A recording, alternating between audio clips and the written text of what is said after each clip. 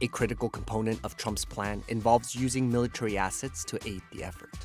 The Posse Comitatus Act of 1878 has generally prevented presidents from deploying federal military personnel as a domestic police force.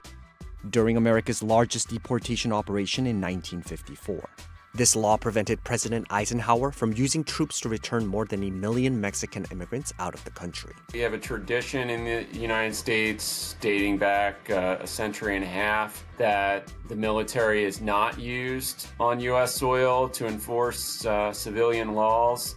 And this would be a breach in that custom. But there are other ways that the military can assist without directly enforcing the law themselves. Lesser involvement from the military wouldn't really be unprecedented, involving them as hosts for immigration detention centers, not really that unusual. It's more likely that members of the military would do back-end operations, sort of paperwork, freeing up ICE agents to do actual arrests and more direct processing of people. Trump has also discussed invoking laws like the Alien Enemies Act of 1798 to help out with the operation. The Alien Enemies Act is an authority under which the President of the United States can order non-citizens who are from a country with which the United States is at war or being subject to an invasion.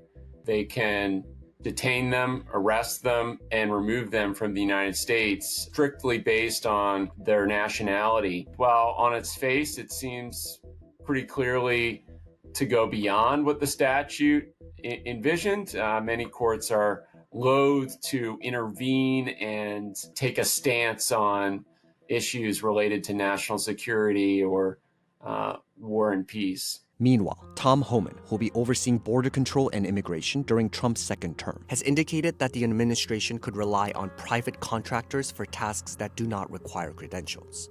Companies like GEO Group and Core Civic, which have previously assisted ICE with migrant detention efforts, saw their stock values soar following Trump's election.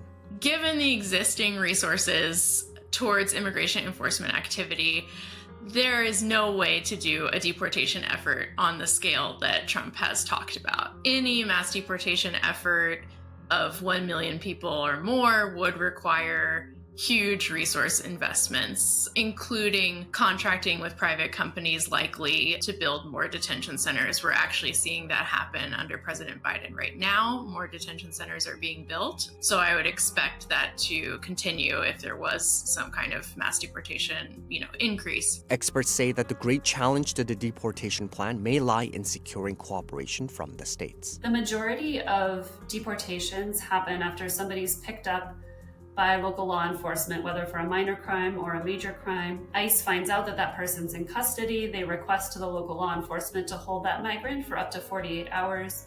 And then ICE comes and takes custody and starts people's processing for removal.